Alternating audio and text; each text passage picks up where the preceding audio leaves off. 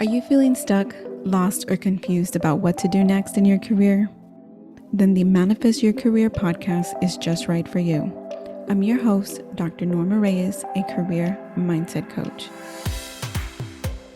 I help successful Latinas who are battling self-doubt, self-sabotage, and imposter syndrome. I teach my clients how to combine their intuition, skills, and knowledge so that they can manifest their dream career. It's time you start listening to your inner wisdom and guidance. Tune in each week to the Manifest Your Career podcast and learn how to align your mindset to your career goals. Keep listening, and together we'll manifest your dream career.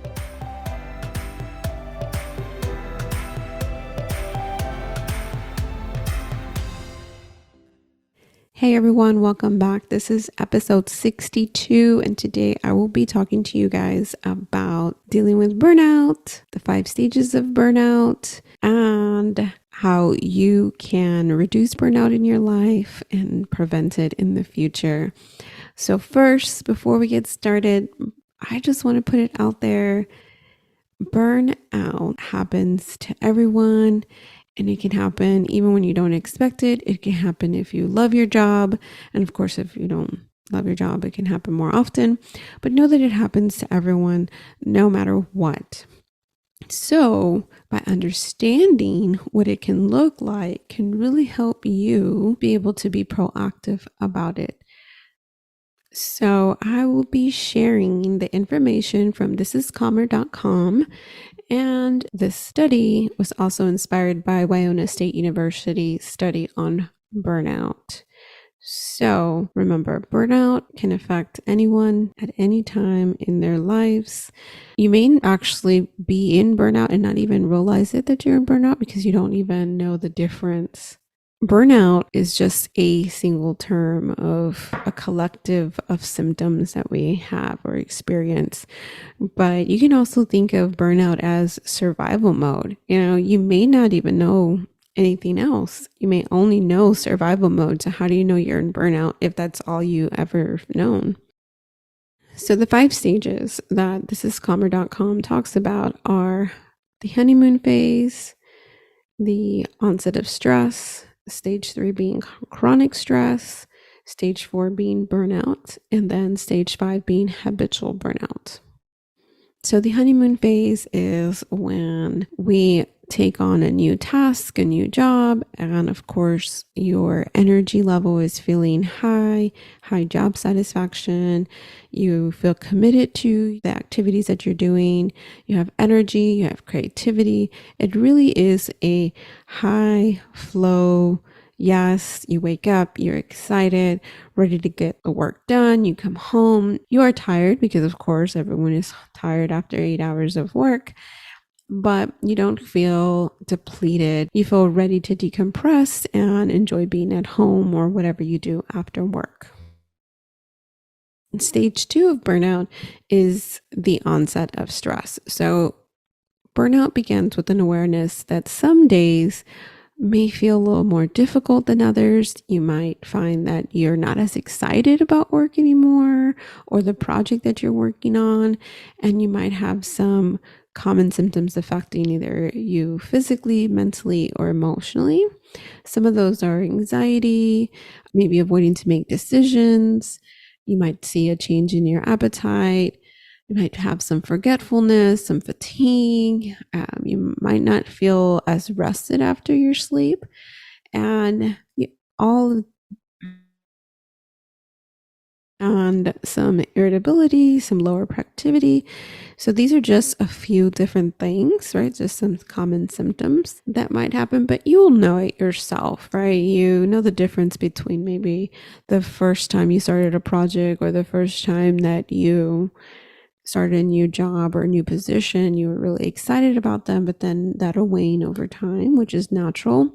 But then if some stress starts to pile on, you begin to feel a little more low energy. You don't want to rise in the morning to go to work. You really just can't wait to get off of work so you can just go home. So those are the beginning signs of like, hey, there's some burnout coming. Stage 3 is when you are beginning to feel a lot of chronic stress. So maybe there's more stress at work, more deadlines. Maybe you are dealing with some toxic coworkers that are making your job feel more stressful. Maybe you have a boss that you can't relate to. And so you're just feeling that constant stress at work. So some of the symptoms that you could be experiencing are maybe some anger, some resentfulness, or you might even feel apathetic about everything, have a cynical attitude. You have a feeling of being threatened or panic. You feel pressured, out of control. You may increase alcohol or drug use, or maybe you increase caffeine use. Another marked sign is maybe you stop doing some of the things you enjoyed doing. You have a lack of hobbies, withdrawing from going out with friends or family. So those are some of the symptoms that can include in that chronic stress phase of burnout. So at stage 4 is when you're entering burnout.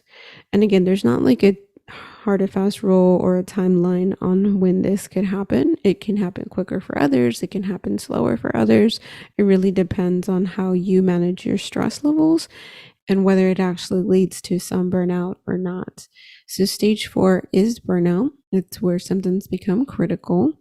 So you're continuing as normal as often as possible, but in this state, it becomes increasingly difficult to cope. So it's really hard for you to take on any new pressures, take on any new projects. Maybe there are sudden changes and you just feel like, oh my gosh, I can't do this anymore.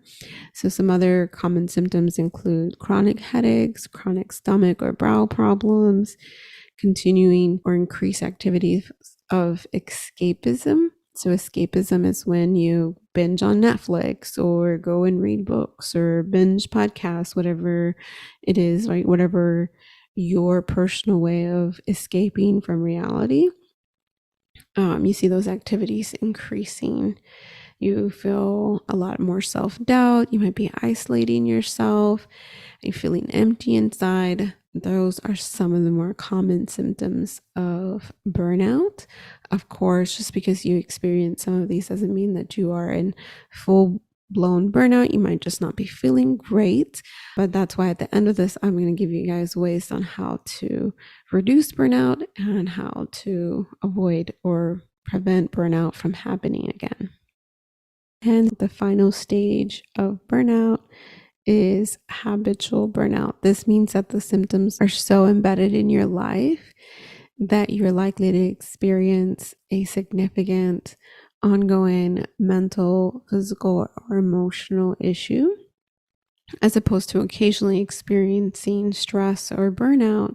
And some of that can be chronic mental fatigue, chronic physical activity, chronic sadness, depression. You may have chronic physical issues. And, this is just a summary, right, of the 5 stages of burnout. And again, it's just a label. You can call it survival mode. You can call it whatever you want to call it, as long as you are recognizing that your energy has been depleted. You no longer feel joy. You're not waking up excited about anything. Even the things that bring you joy and pleasure just feel numbing.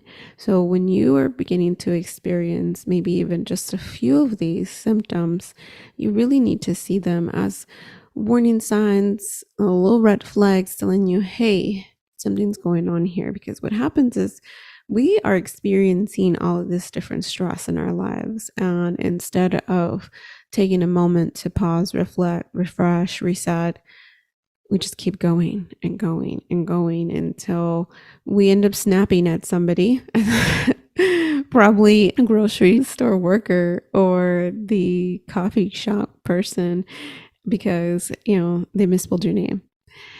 If you are finding yourself doing those things, and there's 2 types of people. The one person that just is like whatever, it's the other person, or the other person who's like, God, why did I just do that for? So if you are finding yourself having moments where you are snapping, where you're not finding any joy in the things that you used to love to do, you're not making any time for things that you love doing, that essentially what you're doing is waking up, getting to work, coming home from work, eating, going to sleep, sitting down and watching Netflix and all of that just on repeat, right? And it just feels terrible to be doing that. So now what can you do? What can you do if you are having days of this, weeks of this, if basically you don't even know when you didn't do this? First is really beginning to create awareness. That is the first. So you listen to this whole episode, so now you have some awareness. Take some time to journal, right? What areas of my life am I feeling burnt out in? What areas of my life do I still have some joy in? What areas of my life have I allowed myself to continue to just be in burnout mode? Do that. Do some journaling, right? To create that awareness, because sometimes we may not even realize that something's an issue, even though we know something's not right. Next, it's starting to create space for rest. You can start with maybe on your days off from work. From your days off from work, you intentionally spend some time resting. And I don't mean just sleeping, and I don't just mean sitting down watching TV. That is not resting. Sitting down watching TV or YouTube or whatever it is that you do to escape reality, that's not actual rest. Rest can be, maybe sitting on the couch with your eyes closed, but intentionally just being present with your eyes closed. It can be sitting outside if the weather's nice and you have a space that you can feel safe in, where you go and you just sit outside, and it doesn't even have to be very long. What always kind of makes me surprised about how little we need to give to our bodies and mind and soul to really replenish ourselves. People will complain they don't have time to work out, but they'll binge 4 hours every day on Netflix. But really, like, our body only needs 15 to 30 minutes of that physical activity, and it's good for the whole day. Same thing for rest, right? 5 to 10, 15 minutes of just simply closing our eyes with the intention of, I'm just going to be present in this moment. Even right now, just close your eyes and take a breath and release. That in itself is a moment to pause and recharge. So start to create that space for rest through a daily routine. Do it in the morning if it works for you. Do it in the midday if that works for you, in the evening. And, try it out in different times, because sometimes in the morning it might work for you, and sometimes middle of the day might. And then finally, in the evening it might work. Keep trying. I will tell you that I have had my daily routine for over 2 years now. Do I get it the same way every single day? No, of course not. And then there would be weeks that I wouldn't be able to fit it in. And then I realized that I was leading myself to burnout. So it happens to everyone, right? When one of the other signs that wasn't mentioned on thisiscalmer.com, one of the signs that I see is if I start to see clutter, like clutter in my spaces. So if I see clutter on my desk, if I see clutter in my bedroom, if I see laundry not being put away, I then know that, okay, my stress is overwhelming me because I can't get to some of the things that I normally would just fine, such as laundry. So you will know your own signs of what that might be. For me, it's like a clutter on my desk, clutter, in my spaces that I occupy around the house, right? We all have our designated little spots that everyone likes to, right? Because we're creatures of habit. So just go and see, what are the areas that you spend time in the most, or what are they looking like? Are they looking cluttered? So one of the basic things you can do is literally decluttering, right? Going and sorting. Stop putting that to the back burner, and take the time to declutter. Like before recording this episode, I actually decluttered the front bench, that our entryway bench where all our shoes are, because it drives me nuts when the shoes are not in the bench. And that happens when the shoes aren't being put in there properly, right? Or maybe there's other things that don't need to be there. So I'm like, I'm gonna refresh this whole weekend is what I'm gonna do, is just refresh and really just try to throw out and declutter everything that's no longer bringing us any joy and that are just building up stagnant energy, right? That's another reason for rest and decluttering, is to move the stagnant energy that built up in you, because stress is causing inflammation in your body, and inflammation gets stuck in your body, causes health issues. And when you don't move that energy, it just builds up, right? And you can feel it in your body. It may be feeling like, muscle aches, your knees might hurt, whatever is hurting in your body. Those are just signs that you are feeling stressed and your body's trying to ask for help. Another way for you to work on reducing burnout and preventing burnout is do an honest check-in with your loved ones. If you feel safe enough to be able to ask your loved ones the questions, then ask them, say, hey, you know what? I think I've been feeling really overwhelmed. Can you tell me what you see? Can you tell me what you think I need? Sometimes we might not know what we need.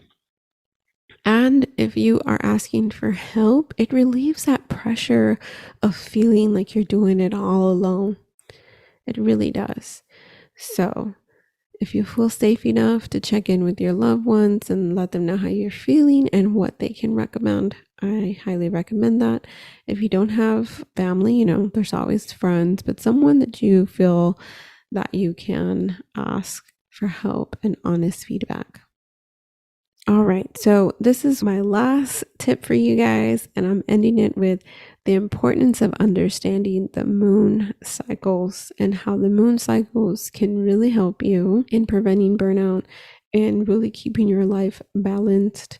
So I love using the moon to kind of figure out what is going on with me. So a few days ago, I went from feeling top of the sky, really active, happy, joyous, to the next day feeling run over, tired, feeling really, really low. And I want you guys to know that that happens to everyone. All of a sudden you wake up feeling super low and you're like, why am I doing this? I really just would rather just stay in bed all day long. So those things happen, right? And so I went to go look at my chart because I'm like, oh, where's the moon? Where's the moon? Why did this happen? It's even for myself, it's not something that I'm consciously always aware of until I'm not feeling that great. And so I went to go check, and the moon was in Taurus, and in Taurus is in my 12th house. And 12th house is a time for, reflection, rest, and I was having a lot of work activities and appointments for the kids. Oh, of course, I am not doing what I should be doing. And next time, what I need to do is make sure that when I'm scheduling appointments for the kids, that I do it between the new moon and the full moon and not after the full moon. So I could avoid, right, reduce the chances that I'm going to deplete myself. Of course, with work, we don't always have the liberty to be like, well, we can't have the meeting after full moon because this is the time to rest. Be like, I can't accept this meeting. It's after the full moon. You come back after new moon. So since we can't, then you have to build in that rest for yourself. So reducing the number of activities that you're doing between the full moon and the next new moon, right? So let me take it back just a bit so I don't confuse you guys. So from the new moon, that's when the new lunation cycle starts. From the new moon to the full moon is about 14 days. That time is definitely a time of go, being more social, starting new projects, being out and about. After the full moon is when the moon's energy is getting smaller. It really is a time for rest, staying more at home, self-reflection, recharging, of course, in everyday life. We can't just hibernate. And it doesn't really mean to do that. It just means that you need to make sure that you're taking that extra time. Let's imagine everything else stays the same, but the weeks between the full moon up into the new moon, you take more time, more intentional time to reflect, more intentional time to do longer meditations, longer yoga, longer moments of silence, whatever it is that you like to do to recharge for yourself. So when we do this, then we're more likely to reduce burnout or even prevent it from happening in the first place. So back to the example of this past week when I'd felt really, really low energy. Like I just felt in my body like, oh my gosh, I'm tired. I can barely make it today.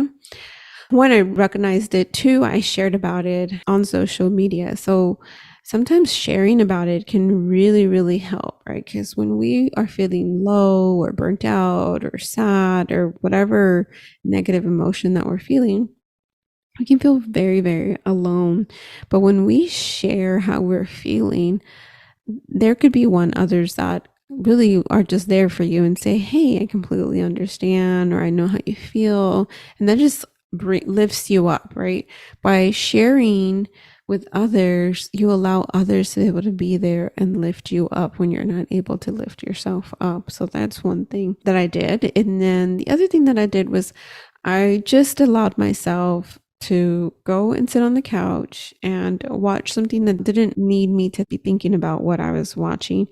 And I allowed myself to not have to do any extra work while I was watching. Like I literally was very present in the moment of watching what I was watching, not on my phone, enjoying my moment there. And I really did enjoy it. And then I went to bed early. I went to bed at 9.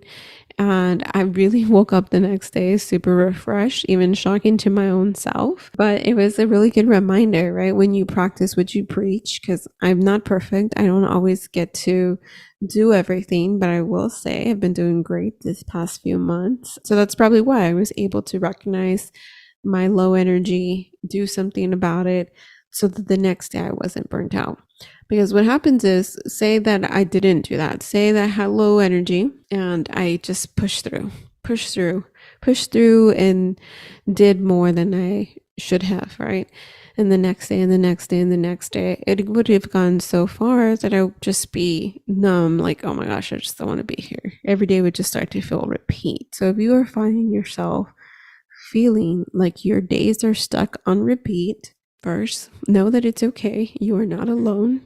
And then next, start taking some steps to create space for rest.